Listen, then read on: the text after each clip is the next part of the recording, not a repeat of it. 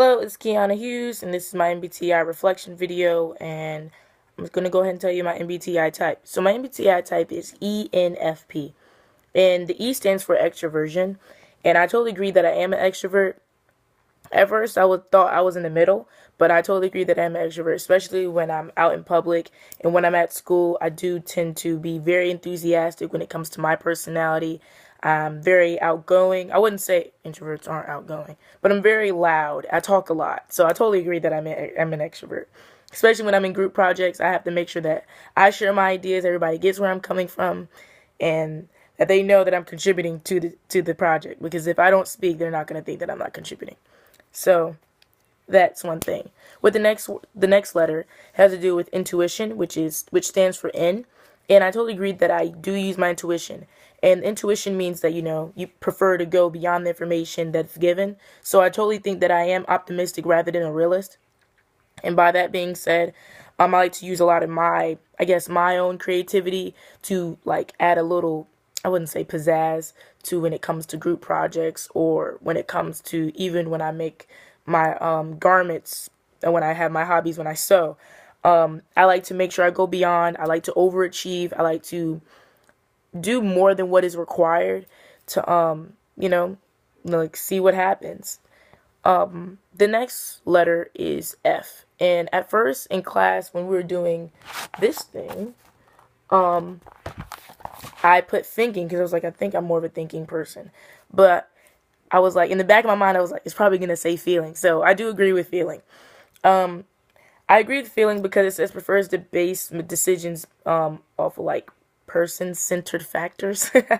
It says prefers to make decisions based on subjective person-centered factors. And that is, I have a perfect example for that. When I'm in group projects and they're like, pick your partners, I do pick my friends. And if I have like a friend that kind of slacks sometimes, I am lenient when it comes to the grading, when we like are allowed to grade them on what they have accomplished in the project or what they have contributed. And I am lenient, and I know that that's not the best sometimes when it comes to making decisions, but I totally agree that that's what I do sometimes. I feel like I put more heart into things rather than like my brain, but that is true. When it comes to the next letter, it is P for perceiving, and I totally agree. I don't judge people. Let's see. I don't judge people. I'm more of a perceiver, and I totally agree with this. And I'm gonna give you an example why. Because it says prefers to adapt to the outer world and keep options open by remaining flexible in the face of new experiences. Like I said before, I am not a realist whatsoever. I'm not like, well, I always have hope for things.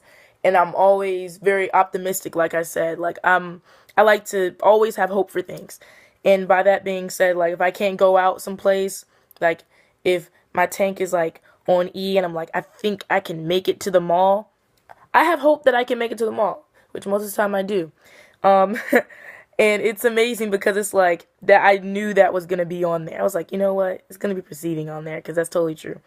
And I always like am very flexible when it comes to things. Like I'm not a procrastinator as much as I used to be, but I do say, well, there's more things, like I can actually sleep tonight rather than staying up when this project is due next week.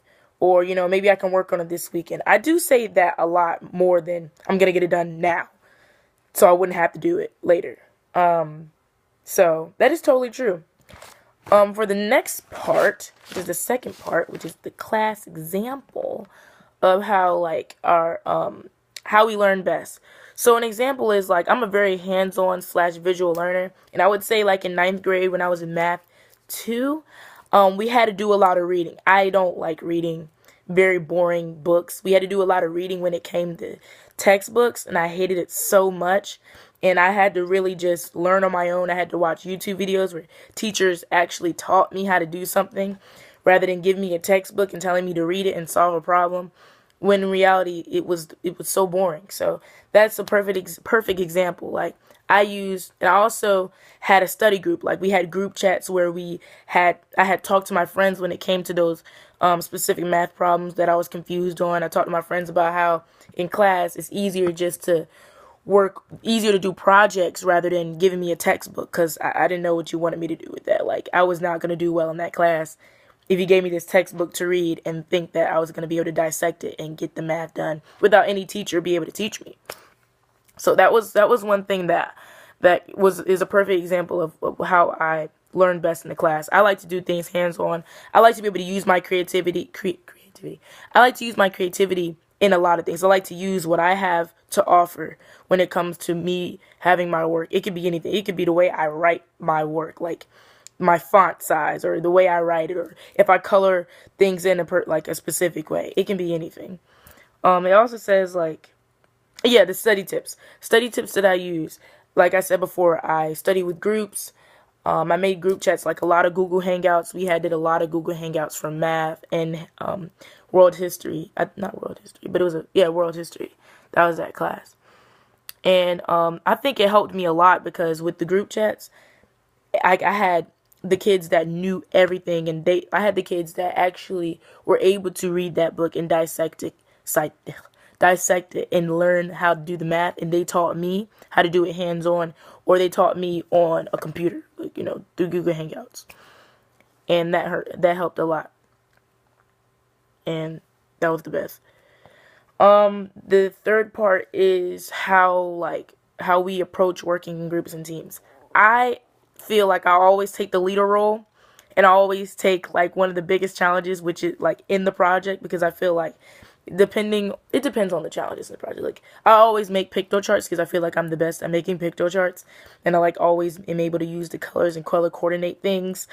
I'm very visual, so I like to use colors, and I like to do a lot of art and fashion and all that stuff. So I always like to add because I'm not big on science and math and stuff, so I like to add my little 2 cents to everything. So I would always say that I'm a leader role, and I always assign tasks, like you do this, you do this, you do this, and I'm gonna do this. We have to do this by a certain amount of time. If you don't get it done, we're not gonna have the project done in time. If you get it done now, like I always do that. I know I'm kind of contradicting myself like I did before, but I'm saying like when I'm assigning team members what they need to do. Of course, I would have to assign them stuff to do by a certain deadline. So that's because I take the role. But like that, I mean, most of the time my groups work together. I've never really had any problems when it comes to groups. Only when I'm in groups with my friends. Whenever I'm not in groups without my friends in a group, I think I work best because I'm more focused, and I feel like the people in my group, they don't know me well enough for me to be procrastinating. So I need to get stuff done by a certain amount of time. And yeah. So I think that's I think that's great. My group members know that I talk a lot when it comes to assigning tasks, when it comes to all that stuff. So they always look at me. Everyone looks at me because, this extrovert, talk a lot. I have a lot of feeling. I have a lot of personality, a lot of enthusiasm. So everyone looks at me. So it does help a lot when it comes to my grades in the project. It helps extremely because I feel like with my personality, everyone is open to talk to me. I'm not really shunned. I don't really close people off. I don't really have a brick wall that I put up for people. So I think that helps a lot when it comes to my groups, and I'm very straightforward.